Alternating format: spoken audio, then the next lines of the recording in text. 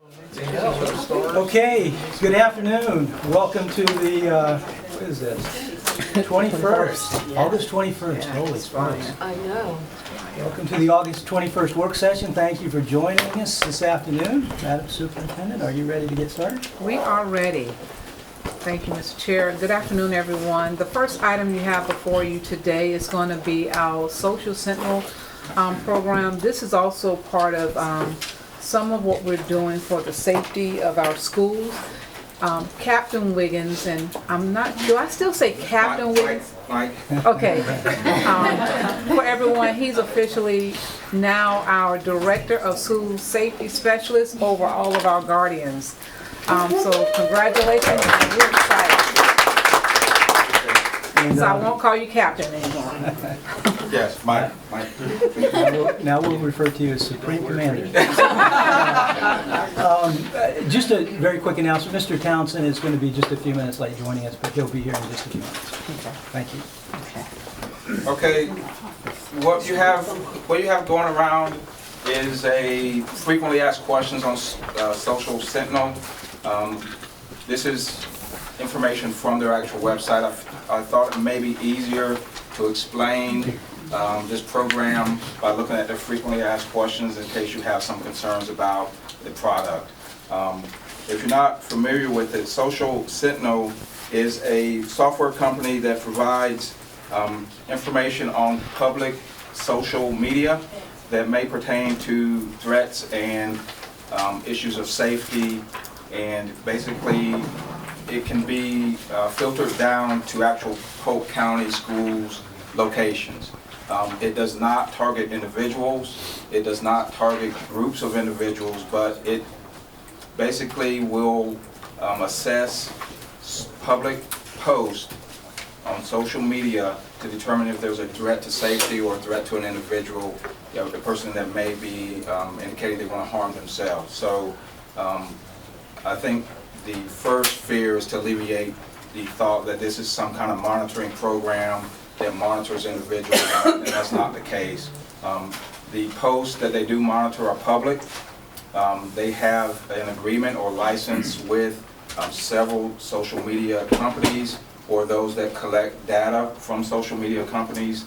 They're licensed to access that information, and based on the algorithm that they can set up, we can filter that down to be specific to Polk County schools locations to determine if there is some threat that a person may post publicly regarding maybe a shooting at a school, a threat to harm a specific teacher, a student that may want to harm themselves, or even an employee that may post something about harming themselves. So that's basically what the program does. So they maintain every bit of data on their server. There's nothing maintained on the school boards or the public schools server, and they purge this data every 30 days. So there's no maintenance of any information that we're required to maintain. Basically, if there is an alert, they'll email or text designated individuals, and then that person will access that information and take the appropriate action that they deem necessary based on the content of that post. If I might add, as we remember, sadly to say, in 2014, FSU had the shooting that occurred in the library. We actually met with the school security, which I believe, isn't he a former law enforcement officer for FSU as well? Chief Perry, I know from FSU. I went to a seminar in Seminole, and he spoke about this program. And also, there's at least 12, according to Social Sentinel, there's 12 school districts that utilize this platform, and there's 3 colleges and universities in the state that utilize this program. Chief Perry spoke and said that this program saved the lives of at least 2 of those students during the last year, where they made posts that they wanted to harm themselves. And the same with Osceola County.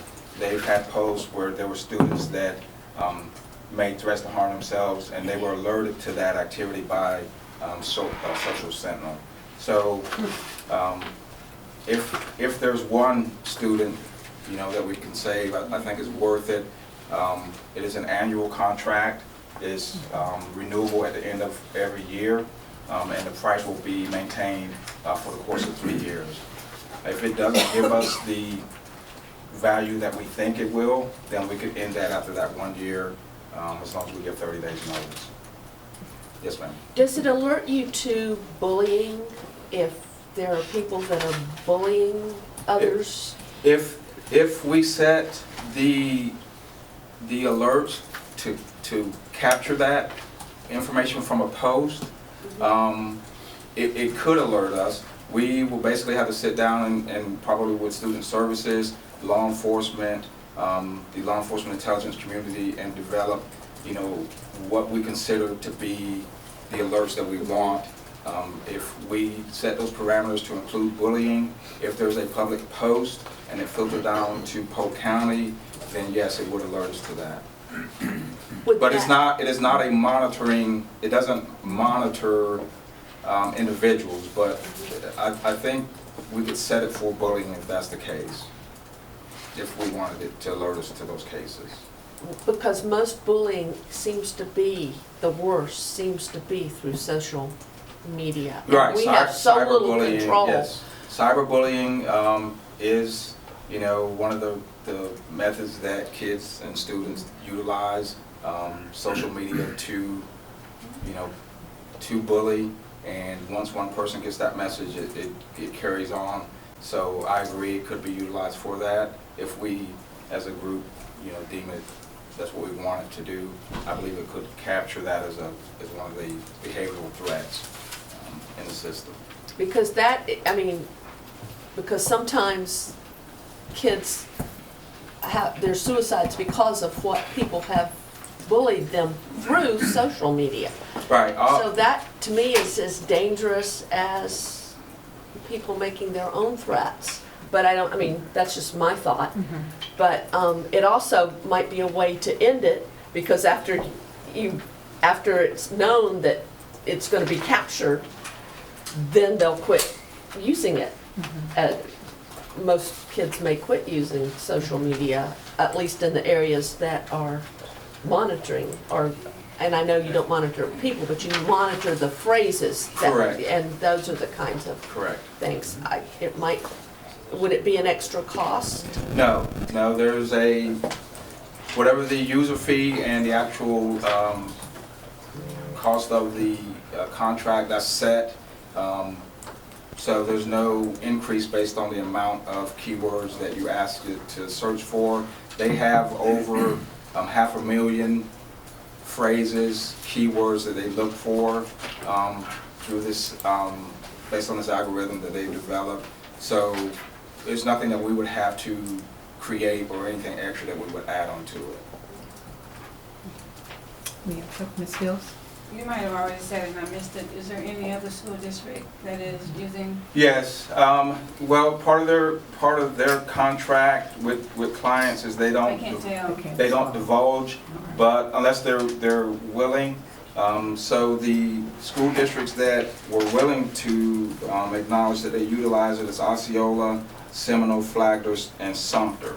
But they have at least 12 school districts in the state that utilize this system. And then they have FSU and FAMU as colleges and universities that utilize it. And then I noticed it says that the fee is based on subscription, service subscription. What does that mean?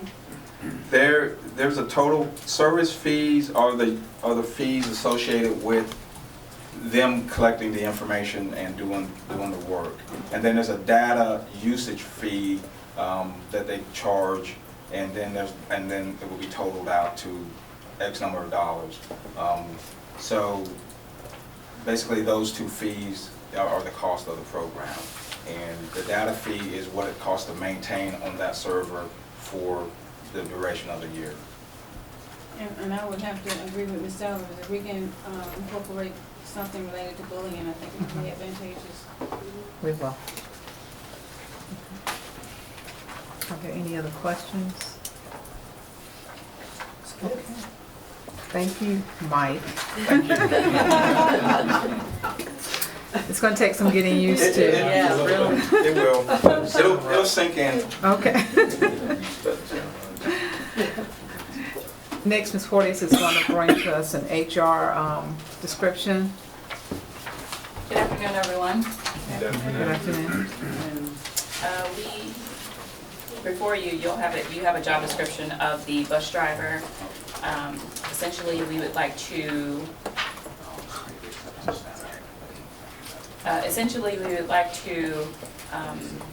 lower the educational requirement to GED or high school diploma preferred. Any questions? Ms. Fields? Makes sense to me. I think that's a very good strategy, and hopefully by doing that, we'll be able to have more applicants to apply. I assume that's why you guys are making the recommendation. That is correct, so that we will have more applicants. Ms. Cunningham? Yes, and read the background information, and I think that's great. I think that is a first step in the right direction, but ultimately, we need to talk as a board about pay increases. I think until we address the financial impact to these folks, we're not going to solve the problem. So thank you for a step in the right direction, but I think we need to take that next step and start looking at pay increases for our bus drivers and bus pairs. Thank you. Ms. Fields? I have a question on the hourly rate. I was looking at the appendix, and it looks to me like for a level 1 in 2016-17, it was $12.18 an hour. So is it $10 an hour or is it $12 an hour? What is the starting rate for a bus driver? The substitute starting rate is $10 an hour, so that's essentially the training rate of pay once they become a permanent substitute, once they become a permanent bus driver, which is in 30 Depending days. on when they start the class, it could be as little as 3 weeks to 1 month, based on the shortage we have right now. So within 1 month, at the most, they could be $12.18 an hour. Okay, because it's kind of misleading with the $10, so that's why I wanted clarity on it. No, it's actually $12.18 starting salary. It's still not enough, but it's better than what we had listed as 10, or someone had listed in the media as 10. And I agree with Ms. Cunningham, we do have to deal with the crisis that we're having, and I'm sure that we're having a conversation. I know it's a collective bargaining issue, we did discuss it. Correct. And we'll just wait for you guys to come back with some information for us. Certainly. Any other questions on that item? Thank you.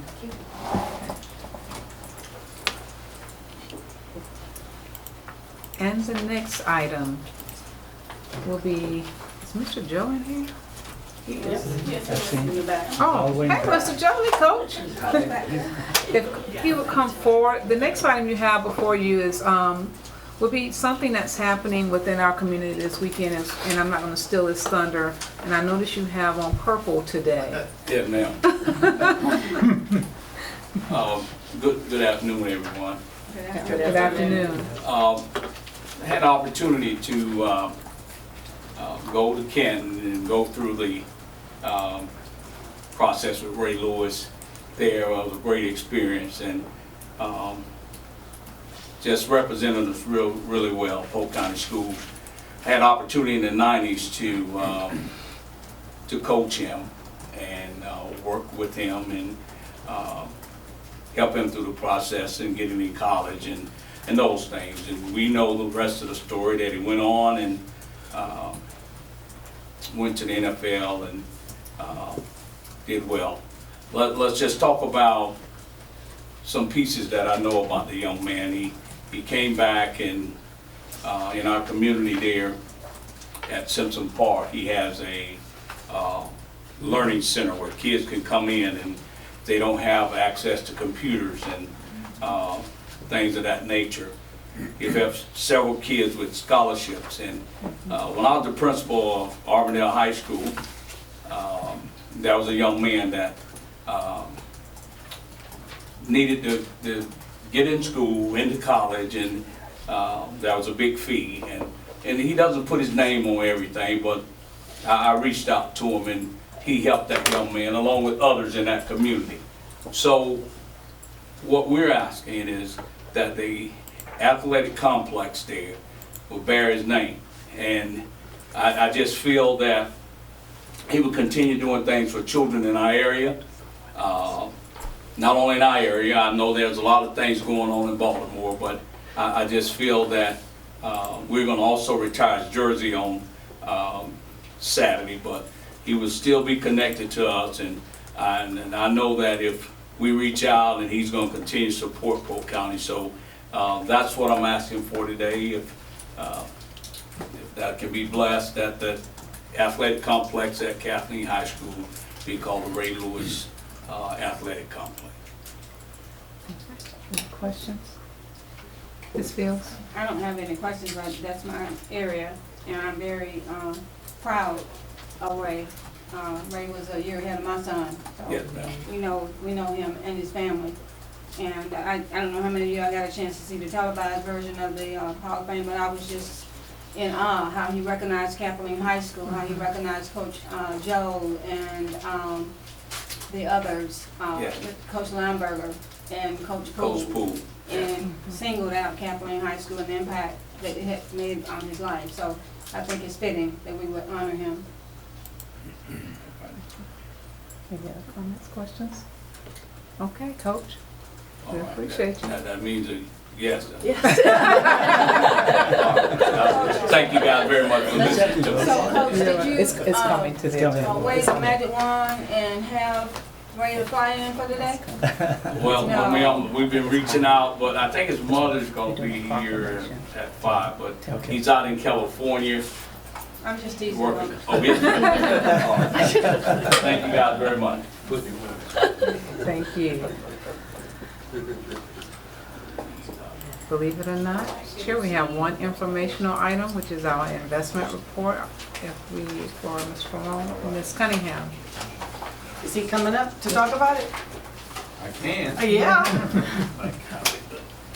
Well, I think my question is more broad-based. My question is, I know we have our investment report typically quarterly. My question is, where do we stand on hiring the role that Jerry Ford used to play? We had talked about it over a year ago. That's and- financial. Financial. This is different than the investment. I understand that. Oh, okay. It's just an opportunity for me to ask the question. Okay, so I believe it was roughly a year ago, we were right in the throes of going into impasse. Yes. And so we put that on hold. Okay. And if you remember, I did say at that time, we didn't think we needed anyone at that time, but the time is coming because of the half-cent sales tax, so we will need to bring that back. So there has been no decision then, No. is really my question. So we've not been seeking outside advice on any of our financial strategies. Okay, that was my question. The report looks fine, thank you. Thank you. Mr. Chair, that concludes our section. I'll turn the meeting over to you. Thank you, Madam Superintendent. So the next item on the agenda is a review of the agenda, of the school board meeting agenda this evening. So, do we have any questions, comments? Item C10, well, it's C11, C12 through C25. I have questions, and I think it's probably been taken care of. I don't know. There were some things that needed to be corrected on the minutes. Oh, yes, thank you.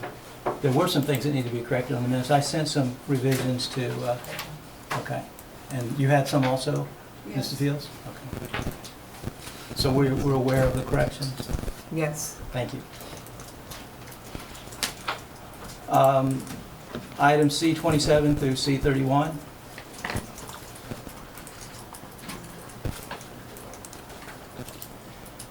Items on the regular agenda, items R32, R33.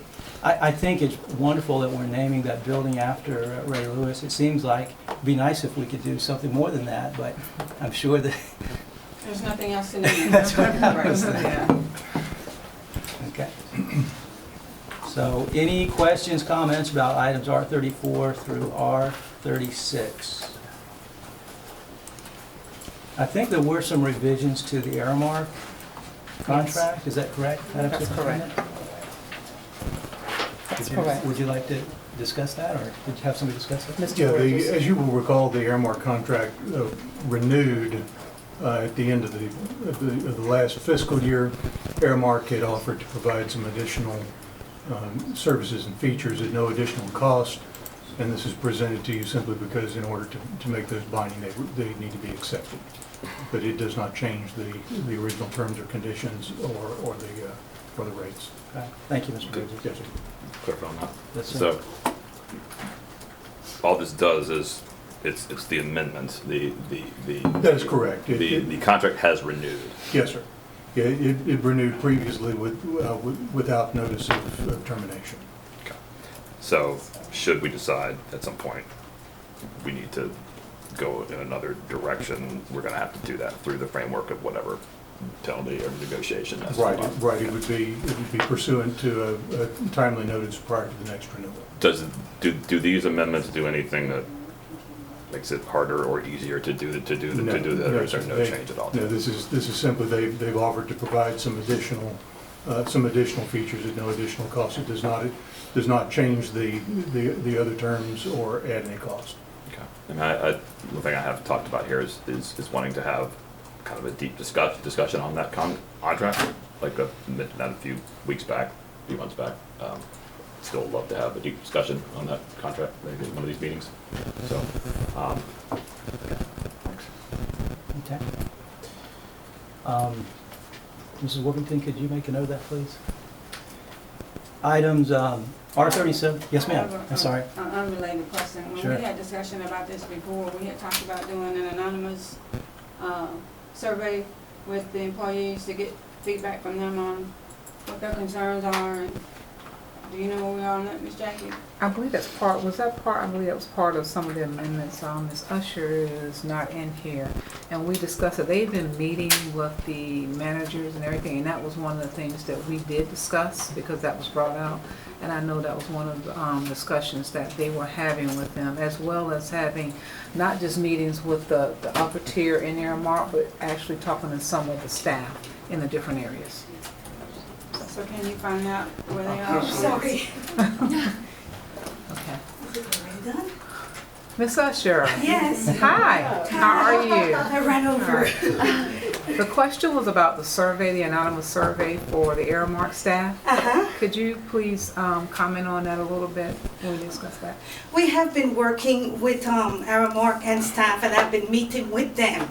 We and staff on a regular basis, and also with the managers. So I'm getting their concerns. However, Superintendent, we have not. Get your breath. Get your breath. We have not submitted the survey as yet. I'm having regular meeting with staff. Okay. They're voicing their concerns. I'm meeting with the managers regularly and bringing those concerns to them and addressing them. So I'm trying to create a collaboration and Okay. for each staff and managers to understand each other.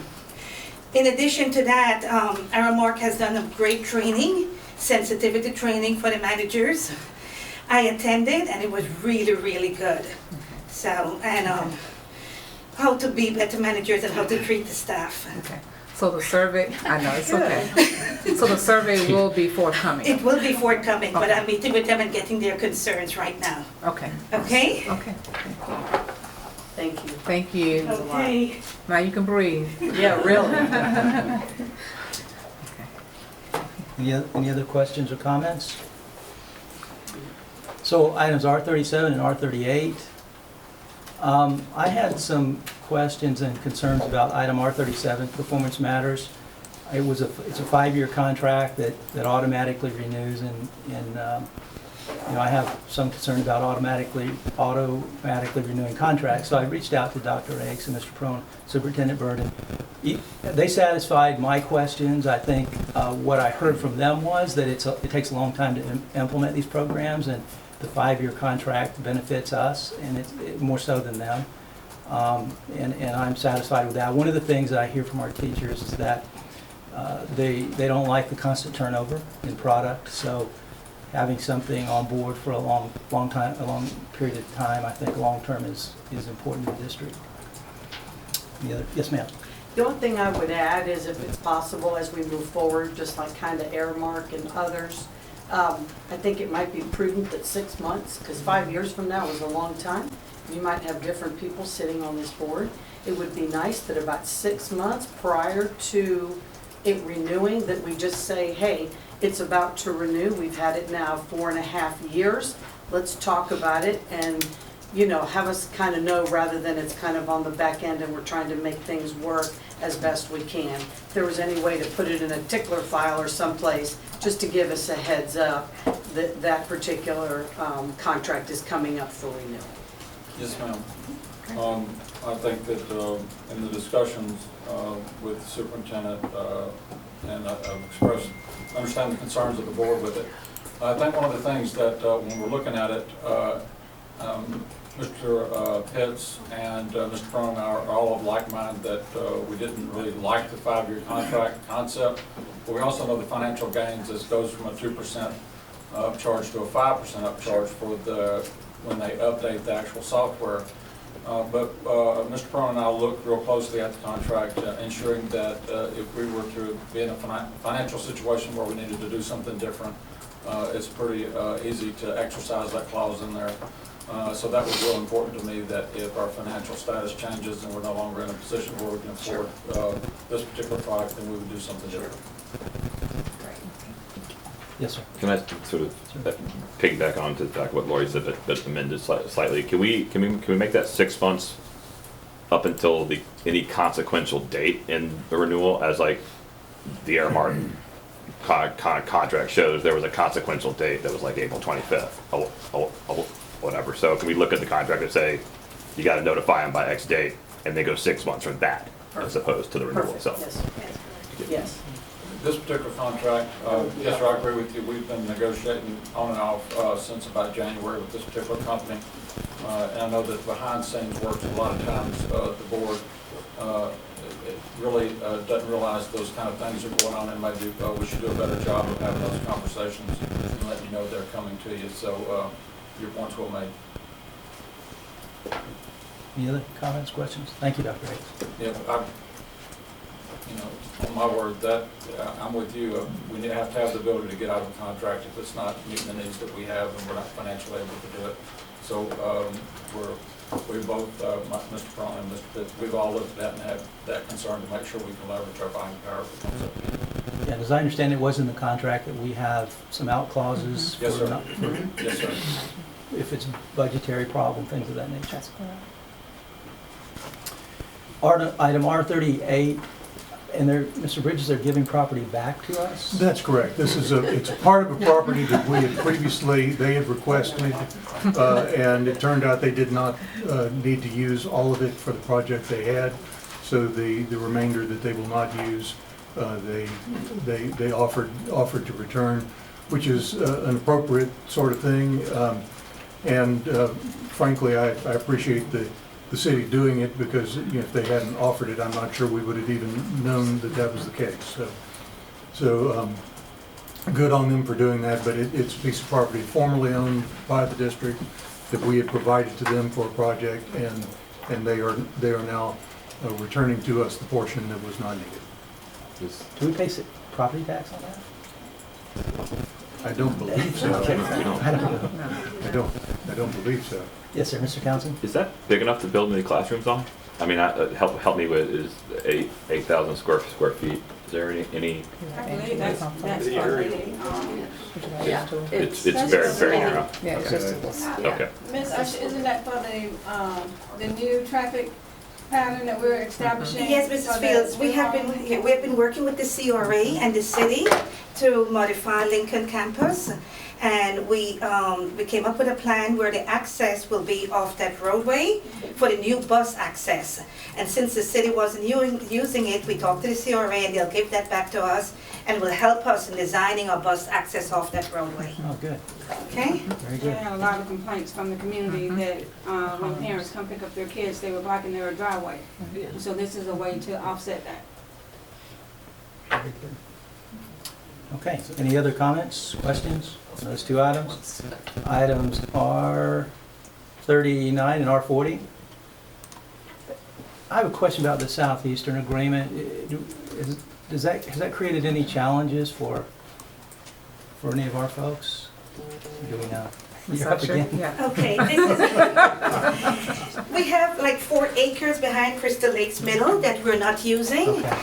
And Southeastern University, we had this contract before, but there is one big event that where they really need it. They don't use it often, and they use about an acre of it from our 4 acres, but they maintain their entire 4 acres for us, but it's vacant property right now. Very good, thank you. Okay.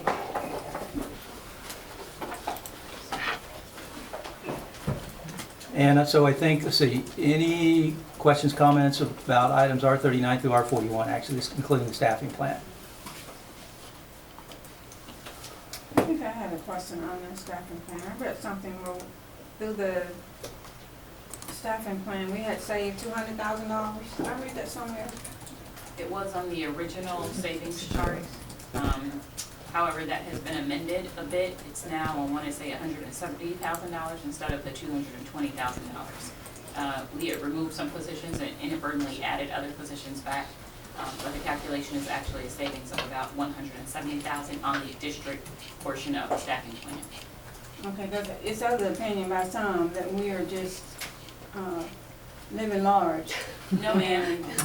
I mean, we're living large and that we're adding all these positions, and I just think that the public needs to know that we are saving dollars and how those dollars are being saved and what positions those are. So for the past 2 years, actually, we have been on a savings trend with the staffing plan. Mrs. Bird charged the superintendents or executive staff to cut positions or cut our budgets by at least 3%. And so as a result, that's why you see the savings in the staffing plan for this year. But it is a savings trend overall. We are looking, literally cutting the fat to see what positions we can do without or where we can collapse some positions so that we can get the work done more effectively and efficiently. Thank you. Okay, any other questions, comments? So, Mr. Bridges, we have the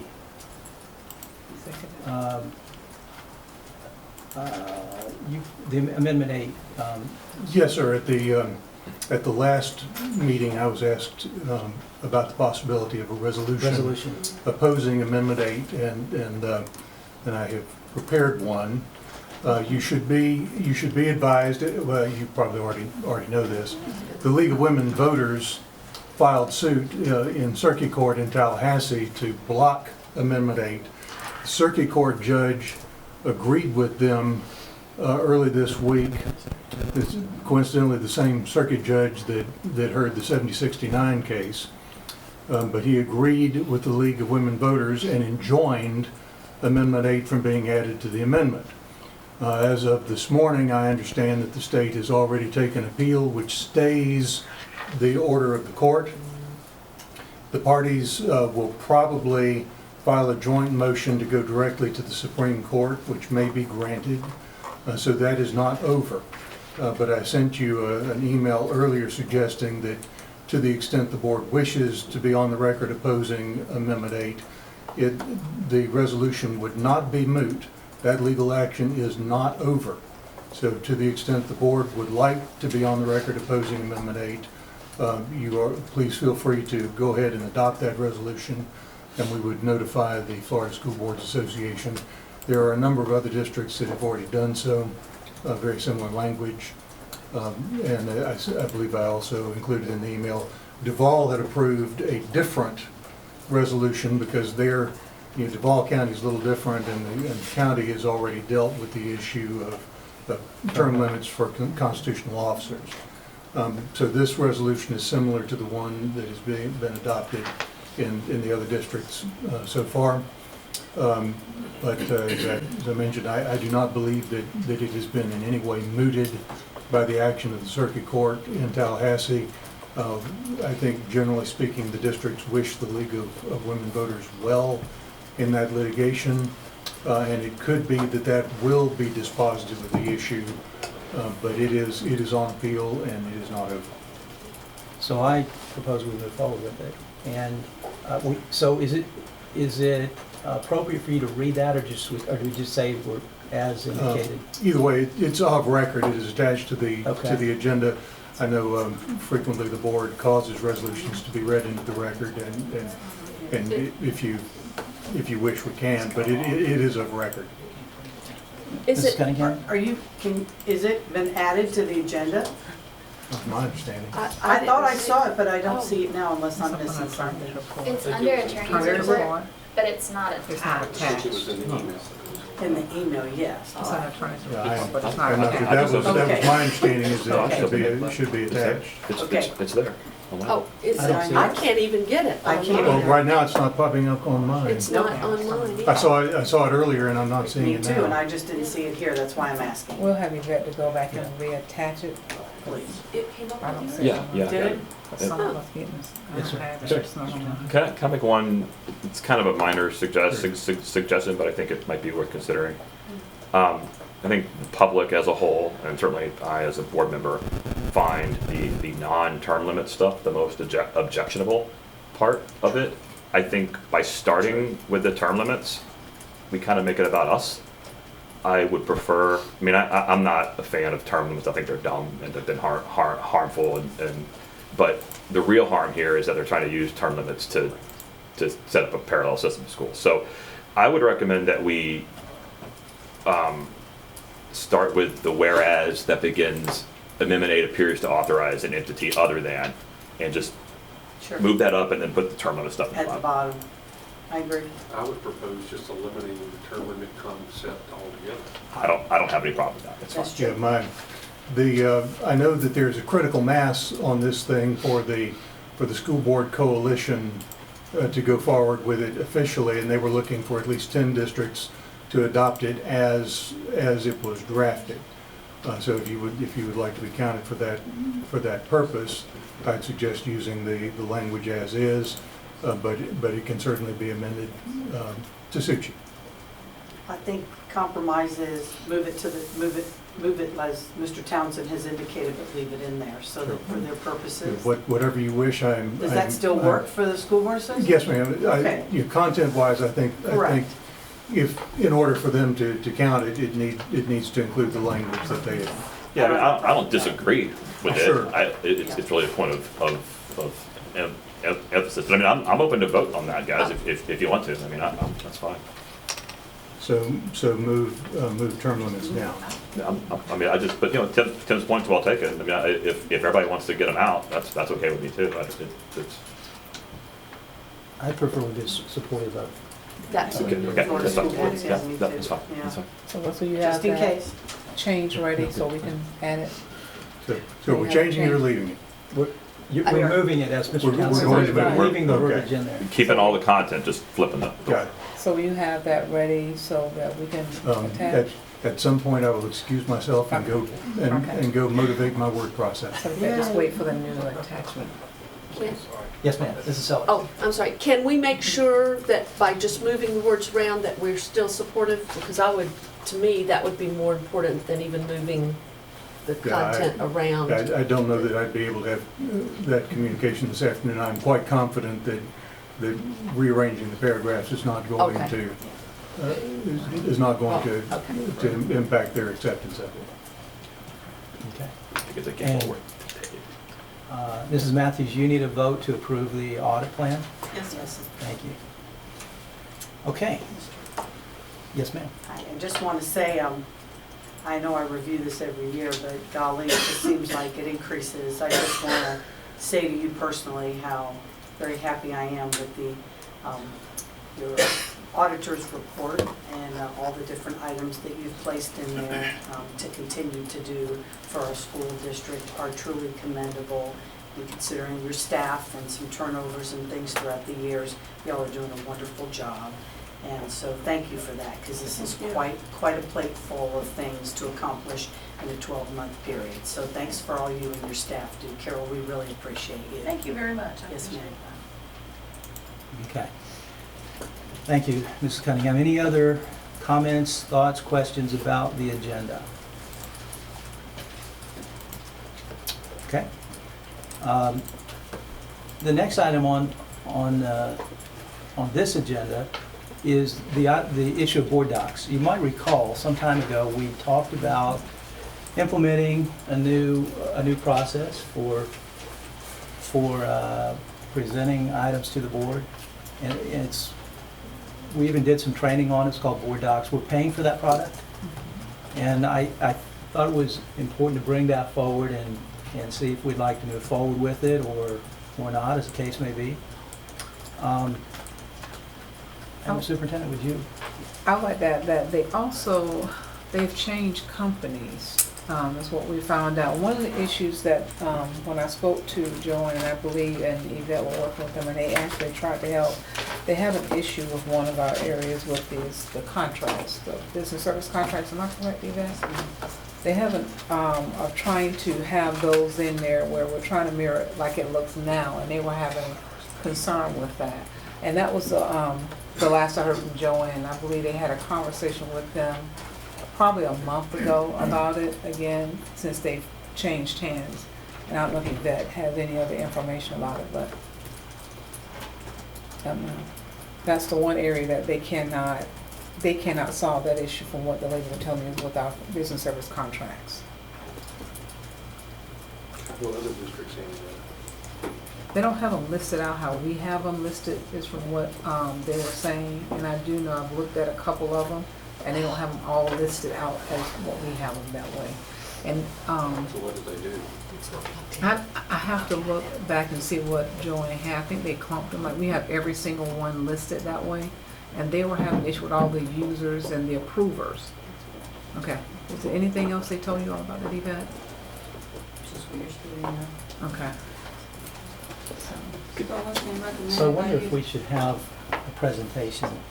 Yes, ma'am. What's being recommended by Ms. Jackson? With the new company that's now taken over, I don't know if they're able to do something different. I know E-Agenda has a different, I guess it's the E-Agenda Plus is what they're calling it. And if you would like for them to come and do a presentation so we can see if the new company that has now taken over Board Docs, if there is a fix. But that's what the ladies, when the ladies were with them, what they told them, that it was the business service area. So if we were to look at the new product, would fees that we've been paying, would they apply to the new product? Do we know? With the new company that we have on that taking over Board Docs? Yes. I believe they should, yes, sir. Okay. But I would probably double check with them to make sure. But they've been in conversation with them about the issues that they've been having with it. Okay, and then you just mentioned that there's also an upgrade to E-Agenda, Yeah. E-Agenda Plus. So my question would be side by side, which one is the better option and what's the cost differentiation and so forth to make a good decision? I don't know. And we will have to get that information. Joanne just informed me that E-Agenda has just went E-Agenda Plus. I have not looked at it either Okay. to see if it's even user-friendly for us. So we could actually have some information brought forward about both. That'd be great. Okay. Good to see. Okay. In relation to E-Agenda, what is Board Docs? I don't, It's a similar product with Just some, different ones. either or, I mean, are we Difference. actually actively using them both right now? no, No. we're just using E-Agenda. Okay. E-Agenda. We purchased, did some review of, and talked about implementing Board Docs, but somehow it never happened. It was just disconnected. Yeah, okay.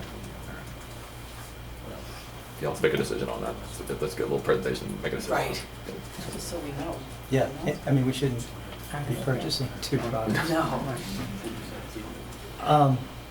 Okay, any other comments about that? So I think what we're going to do is have some presentations. I'm so thankful. Okay, comments from school board members. Yes, sir. First, I just have a question, and I'm just curious, maybe somebody can help me on this. Do we have a policy governing if you're convicted of a misdemeanor? Does that impose some sort of suspension or inability to work in the district? Is there any kind of specific what rules or and I can just follow up with you on this. I'm just curious what things are in place if there are certain types of crimes that mean you can't. I would just like to know a rundown of that. what gets triggered. I had somebody who had called me wanting to know about his eligibility to work, and so I'm just trying to figure out what the eligibility was. Secondly, and I'm not going to belabor this, but I do have, for anybody who wants it, this I think is a really important document. It's from the K-12 CFO. I think the second paragraph particularly lays out a pretty good account from K-12's point of view of what happened here. Was extremely pleased with how the state attorney's review went down. Extremely pleased that there's no legal action to take. But you know, and extremely pleased by some clarity on things. I think it's important for everybody here in the board to know. You know, there are two key things that I learned from my meeting with the investigators. One is that somebody at K-12 was so certain they had a $1.8 million deal with us, with the Polk County taxpayers, that they got paid commission on it by K-12. And secondly, that clearly this was a contract that did not exist, because if it had existed, it would have been illegal. And yet our staff endured some very extended period of collections off of it. I think if you look at this document, the K-12 CFO refers to collections efforts, plural, multiple efforts. So, you know, I want to thank the staff that resisted that. I think you endured some pressure. The investigators told me that there was quite a bit of pressure. I don't know where that pressure came from specifically. I don't know who, how, what. I'm not going to go try to chase it down. What I am going to do is say that if somebody had brought the first billing that K-12 brought to us a year ago, or whenever it was, if anybody had reported that to the board at the time, this whole process would have died. It would have stopped instantly. Back in June, Sarah Beth kind of took me to task for asking questions of staff and the time that it takes for staff to answer them. I hope that we'll all ask ourselves what we subjected staff to, how much staff time was burned up on this, and I want everybody in this building to know. I want everybody in this system to know. When I ask questions, ultimately the point is to build the type of system and employment culture where I'm protecting the people who work for us from undue pressure, from whatever they may experience that makes their work lives hard. That is a big part of what I do, of the reason for the questions that I ask. I am extremely glad that I asked these questions. They've led me to, I think, a really clear policy recommendation. That'd be the easy thing that I think that we can all agree to today. The next time there is a disputed billing over $10,000, I would like that to be immediately agended for the next board, for the board to be made aware of it, so the board can review it. I'm open to the threshold being higher or lower. I can negotiate that, but I would like to see if we have consensus on that. That seems like common sense. If that had been in place a year ago, none of this would have happened. And I would like to see if the board would agree to that. And I'd like to respond to that. I understand that this has been a very something you've been very much focused on and very passionate about. But let me offer this again. I said it last time, I'll say it again. This was routine. I mean, it is not unusual for quotes to be submitted. Our internal processes worked. We didn't pay. I mean, frankly, if I get bills all the time, and if we don't have the appropriate contract or purchase order in place, we simply don't pay them. There's no pressure. It's just we don't pay them. So nobody can put pressure on anybody's staff if the appropriate paperwork isn't in place. So the internal controls work. In fact, in my conversation with the state attorney's office, that's what they said. They said your internal controls work, so we're good. I think asking our staff to to notify us of every $10,000 $10,000 request for payment that comes through here is a huge burden. And this was just routine. It's just that simple. I know it's a big deal to you, but nothing happened here. It's the fact that they thought there was a contract in place. That's their problem. They should have been more proactive. I know they were talking to Mr. Bridges about it, and he assured them there was no contract in place, yet they persisted. That has nothing to do with us or with our school district. I think it's, you know, I heard somebody say sometime, well, there was a quote, it was signed, that is a binding contract. It's not a binding contract in any business world. It is simply an offer to negotiate. And we didn't negotiate with them, we didn't sign the contract. So I think that places a huge burden on our staff, and I wouldn't be in favor of that. They did their job. I mean, that's what they're paid to do, and I think we should honor and respect that. Can I read from this? Yes. A member of K-12 sales team identified the transaction internally as a fixed fee contract, and the billing and collection efforts by K-12's accounting team were based on that mischaracterization. Collection is not negotiation. Collection is collection. Right, so we subjected, let me finish please. Sure. We subjected the taxpayers and our staff to months of collection efforts. The last phrase in this letter says, and this letter was sent on August 8th.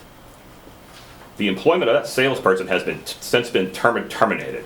In short, K-12 agrees that there has never been a fixed fee agreement with Polk, and all collection efforts with respect to the sales quote have ceased, as if they were ongoing until August 8th. Indeed, if this was routine, I have no idea why we canceled the existing legitimate contract with K-12 that totally inconvenienced a whole bunch of folks.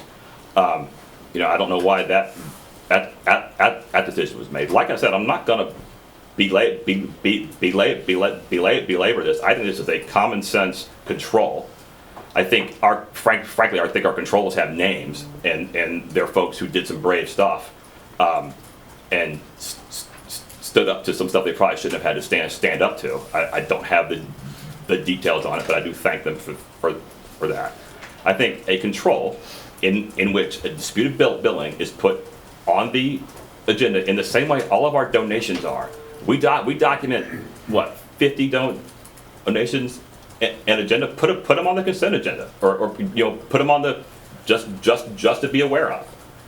You know, somehow I don't think that's a terrible burden on folks. And if you want to set the threshold higher than 10, that's fine. If you don't want to do it at all, that's fine too. But collection efforts on the taxpayers that go on and on that we don't stop are not okay with me. And they're not okay for our staff either. And so let's define collection efforts. What we're talking about here is them sending us bills.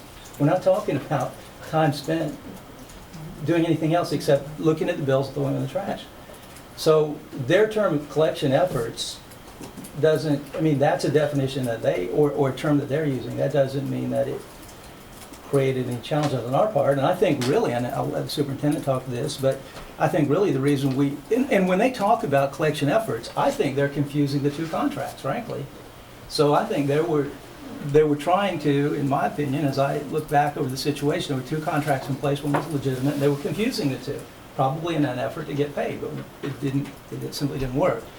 So that's just good internal controls.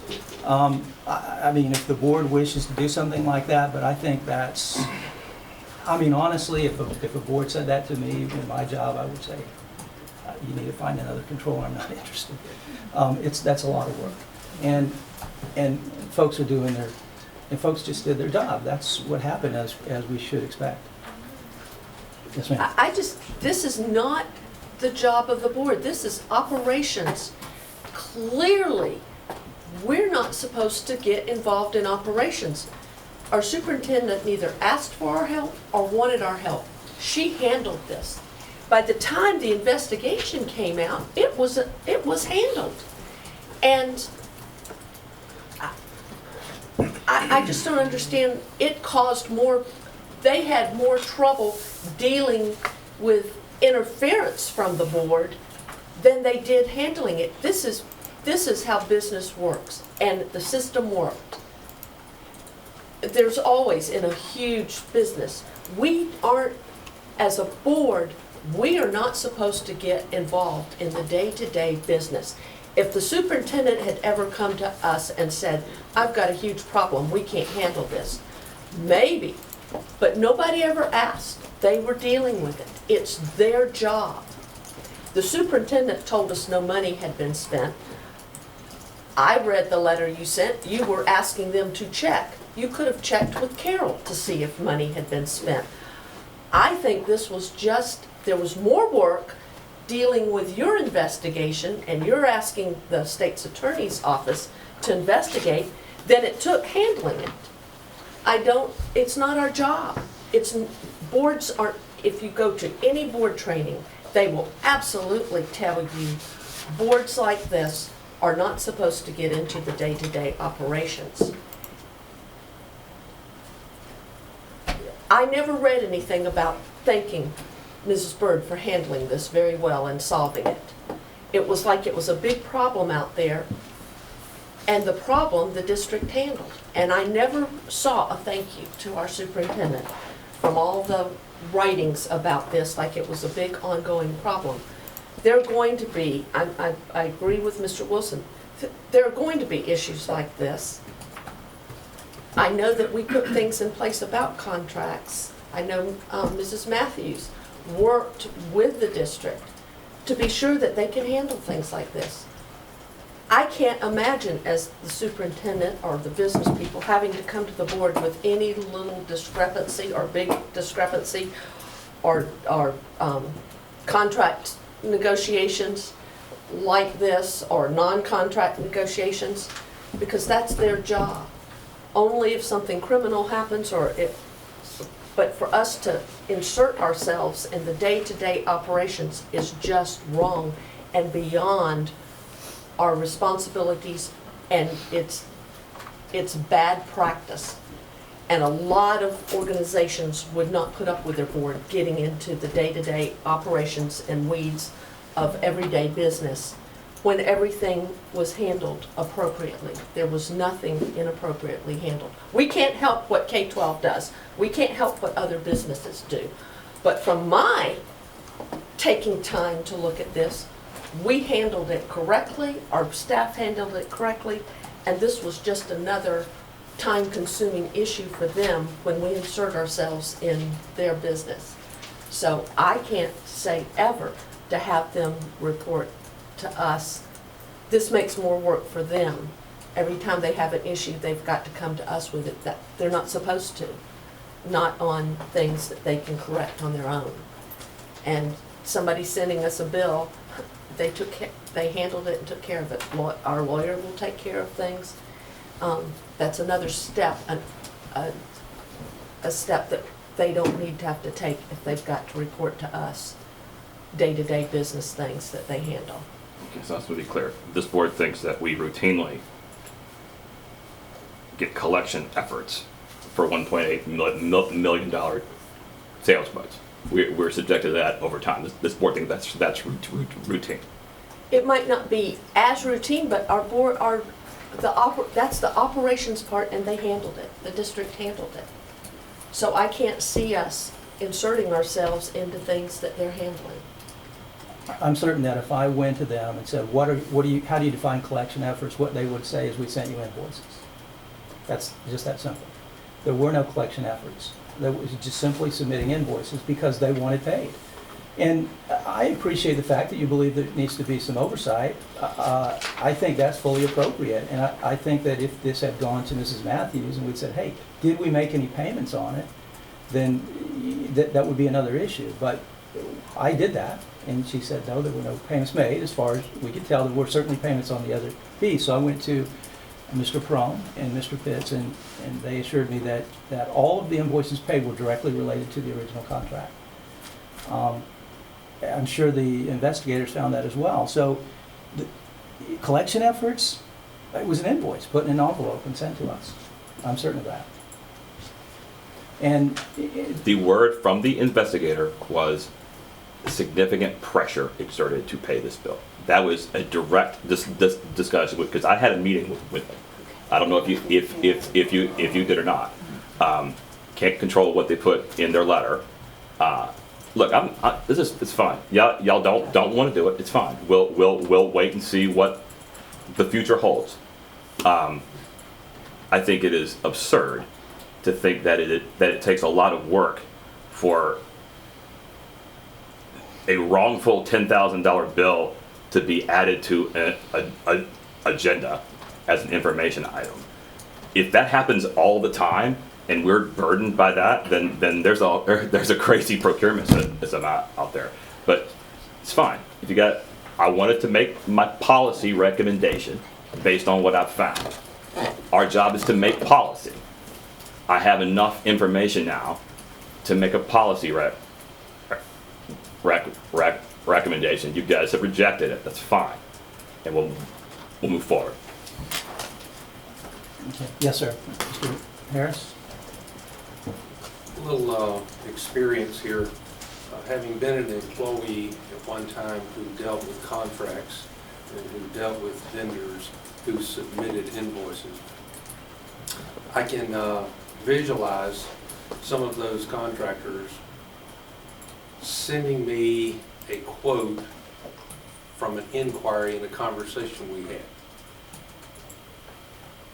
Had they submitted an invoice after that quote when I didn't order anything, as Mr. Wilson has said, I would just ignore it because I didn't enter into a contract, because I knew as an employee I couldn't do a contract.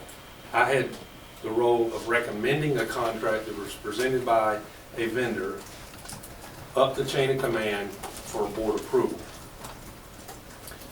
Had one of those vendors, after we had conversation about a service or a product that I dealt with, submitted to me a proposal and then in their view thought it was a binding contract, they would have just been blowing smoke as far as I was concerned, and I would have ignored it. And I was hyper vigilant on paying my vendors because I knew that in my world these were small vendors who really depended upon these checks. In 3.5 years in that role, I never once got an invoice from someone for something they had not already performed based on a contract that was in place. But had I received something like that, much ado about nothing in my world, because I would have not paid them because I hadn't gotten approval to pay them because I didn't have a contract in my hand. In my world was, I operated in carrying out contracts with vendors for things that were approved. I would have been the one on the hot seat had I requested business services pay out on something that had not been delivered because there wasn't a contract to deliver that. I would have been the one on the hot seat and I wouldn't have been there, and I hope none of our employees want to be there. And it doesn't matter to me what the vendor wants me to do, because my loyalty as an employee of this school district is not to the vendor, it's to the school district. Can I say one last thing? Yes, sir.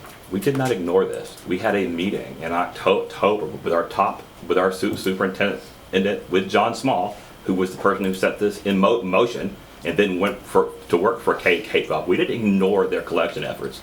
We had a meeting in person, I believe on a weekend. I'm not certain of that, but it wasn't. I believe it was in a restaurant. Is that correct?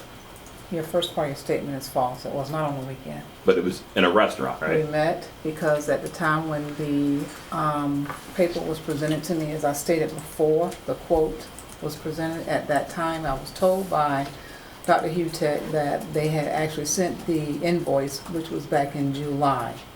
And that was in October when he brought it to my attention. At that time, I then moved forward to say I'm going to meet with them because there is no contract. And that was the end of that. That's not ignoring them. I mean, let's be very, very, very clear. This was a big deal. This caused things to happen that were unusual.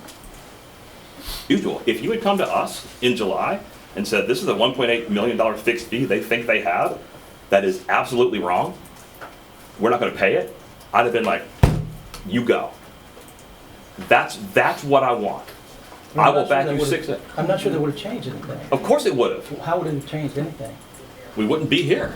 it'd be done. And maybe Mark Hutek would still be here. If that's something it should be stated for the record, the other thing the investigators told me was that Mark Hutek was a quote-unquote straight shooter throughout all of this. I want that noted for the record as well. Anyway, that was a very helpful exchange. I just had them done. Like we can move forward from here. But if you think we ignored them like this was business as usual, you're delusional. Well, I didn't suggest that. What I'm saying is that, I mean, we were doing business with them, so if they called us and said we'd like a meeting, we're going to give them a meeting. That's typical. And I'm sure at that meeting, I wasn't there, but I'm certain at that meeting, Mr. Bridges says, we don't have a contract with you, move on. And that's all there was to it, which probably isn't that unusual. But I guess where I'm confused by this, and confused, utterly confused by this whole conversation is, if they want to collect $1.8 million from us, why would bringing that to the board dissuade them in any way, shape, or form? I think that's has to be handled in the way it was handled. It went to our attorney, and he said, we're not paying. It went to our folks in AR, and they said, we're not paying, and that's the way you handle it. I'm not sure the board would have dissuaded them in any way, shape, or form. So I'm not sure how your suggestion, your policy is helpful. The investigation apparently caused people like K-12 to get fired.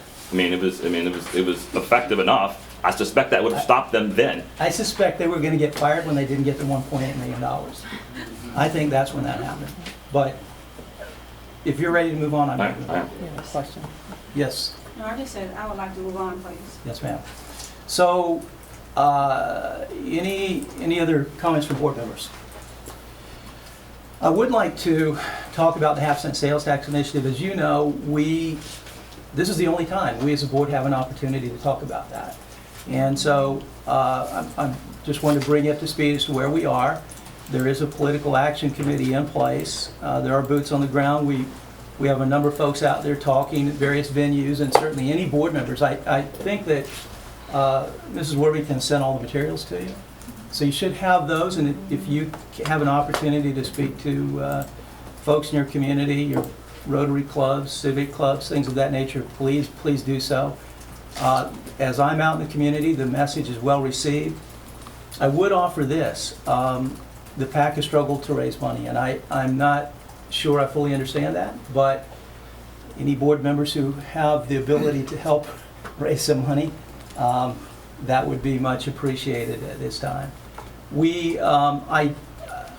Mr. Bridges sent us all a link to a school district that had approved funds.